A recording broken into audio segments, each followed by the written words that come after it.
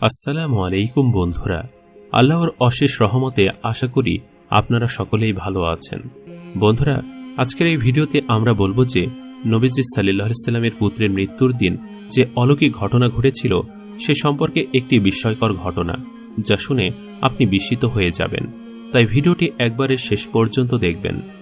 মারিয়া আল কিপ্তিয়ার গর্ভে নবীজি হযরত মুহাম্মদ সাল্লাল্লাহু আলাইহি সাল্লামের এক পুত্র সন্তানের জন্ম হয়। বহুকাল অপেক্ষার পর একজন পুত্র সন্তান লাভ করে। সেদিন রাসূল সাল্লাল্লাহু আলাইহি সাল্লাম ছিলেন পৃথিবীর সবচেয়ে সুখী মানুষ। তাই পিতৃপুরুষ হযরত ইব্রাহিম আলাইহিস সালামের নাম অনুসারে তিনি তার ফুটফুটে ওই শিশুপুত্রের নাম রাখেন ইব্রাহিম। অতঃপর আরবের সংস্কৃতি অনুযায়ী তার জন্য একজন দুধমাতা ঠিক করা হয় এবং তাকে দুধমাতা উম্মে সাহিফের কাছে পাঠিয়ে দেওয়া হয়।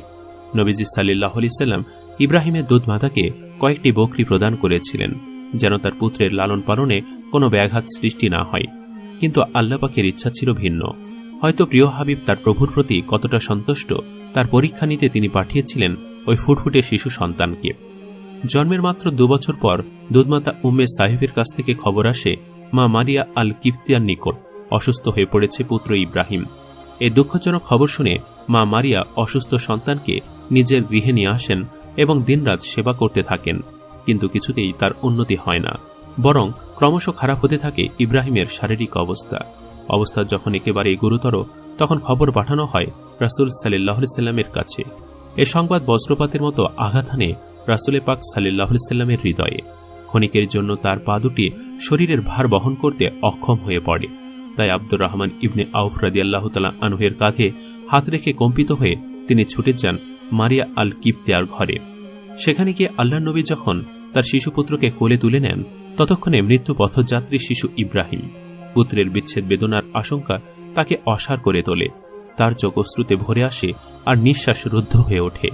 শ্বাসরুদ্ধ কণ্ঠে তিনি বললেন, হে ইব্রাহিম, আল্লাহর ইচ্ছার বিরুদ্ধে আমরা আজ তোমার কোনো উপকারে করতে পারব না। নবীজির চোখ থেকে গড়িয়ে পড়ে অশ্রুধারা।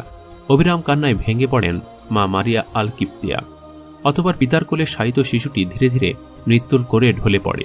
নবীজি সাল্লাল্লাহু আলাইহি সাল্লাম প্রিয় পুত্রের মুখের দিকে তাকিয়ে উচ্চারণ করেন বিষাদ বাক্য, হে ইব্রাহিম, যদি নিশ্চিত না জানতাম যে আমরা পুনরায় মিলিত হব, তাহলে আজ আমরা তোমার জন্য আরো বেশি দুঃখ পেতাম।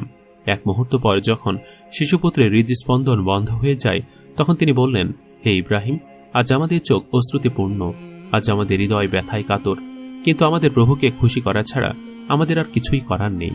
হে আমার পুত্র, আজ আমাদেরকে শোকের সাগরে ভাসিয়ে তুমি চলে গেলে। পুত্র ইব্রাহিমের মৃত্যুতে মারিয়া আল কিপ্তিয়ার ঘরে সেদিন মাতম উঠেছিল।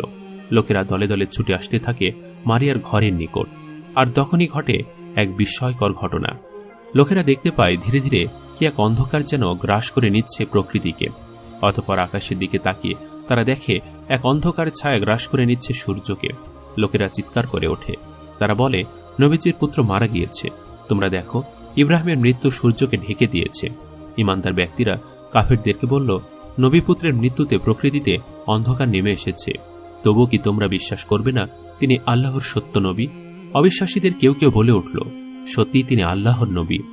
সারা মদিনায় ছড়িয়ে পড়ল এ সংবাদ, নবী পুত্রের মৃত্যুর কারণে সূর্য অন্ধকারে ডুবে গেছে, নিশ্চয়ই তিনি আল্লাহর সত্য নবী।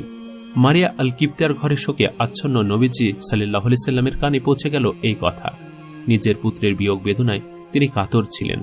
তথাপি তিনি উঠে দাঁড়ালেন এবং নিজেকে চাদরে আবৃত করলেন। অতঃপর তিনি মসজিদে গেলেন আর সূর্যের আলো প্রকাশিত হওয়ার আগ পর্যন্ত 2 রাকাত নামাজ আদায় করলেন। অতঃপর তিনি লোকদেরকে ডেকে বললেন, শোনো হে লোক সকল, কারো মৃত্যু বা জন্মের কারণে সূর্যগ্রহণ ও চন্দ্রগ্রহণ হয় না। এরা আল্লাহর অসংখ্য নিদর্শনের মধ্যে 2টি নিদর্শন। কাজে তোমরা যখন গ্রহণ হতে দেখবে তখন সালাত আদায় করবে। আল্লাহ নবী ছিলেন সত্যের মূর্ত প্রতীক। কখনো কোনোদিন একটি বারের জন্য তার মুখ দিয়ে মিথ্যা উচ্চারিত হয়নি। তিনি শুনলেন লোকেরা তার পুত্রের মৃত্যুতে সূর্য গ্রহণের কারণ হিসাবে বর্ণনা করছে। যারা তাকে নবী হিসাবে বিশ্বাস করত না, তারাও তাকে বিশ্বাস করতে শুরু করেছে। নিঃসন্দেহে এতে তার অনুসারীর সংখ্যা বৃদ্ধি পাবে, কিন্তু তিনি জানতেন তাদের এই বিশ্বাসের ভিত্তি মিথ্যা। তাই তিনি তার সাথীদেরকে বললেন, আমার পুত্র মারা গিয়েছে আল্লাহর ইচ্ছায়, আর সূর্যগ্রহণ আল্লাহ পাকের এক প্রাকৃতিক নিদর্শন। তোমরা এই দুইকে এক করে লোকদের কাছে বর্ণনা করবে না আর তাদেরকে বিভ্রান্ত করবে না। মিথ্যার ওপর ভিত্তি করে তোমরা আমাকে কিংবা আমার পুত্রকে দেবতার আসনে বসাবে না। আমি আল্লাহর সত্য নবী, কিন্তু মিথ্যার ওপর ভিত্তি করে কখনোই সত্য প্রতিষ্ঠিত হয় না। অতীতে বহুবার সূর্যগ্রহণ ঘটেছে, ভবিষ্যতেও ঘটবে, তবে এর সাথে কারো মৃত্যু বা জন্মের সম্পর্ক নেই। যারা ধর্মের নামে গুজব সৃষ্টি করে মিথ্যা রটিয়ে নিজেদের বৈষয়িক স্বার্থ উদ্ধার করে, নিঃসন্দেহে নবী মোহাম্মদ সাল্লাল্লাহু আলাইহি সাল্লামের ঘটনা তাদের জন্য শিক্ষা। আর তাদের জন্য শিক্ষা যারা নবী মোহাম্মদ সাল্লাল্লাহু আলাইহি সাল্লামকে মিথ্যাবাদী বলে সাব্যস্ত করতে চায়। আল্লাহ তাআলা আমাদের সবাইকে সঠিক পথে পরিচালিত করুন। আমিন।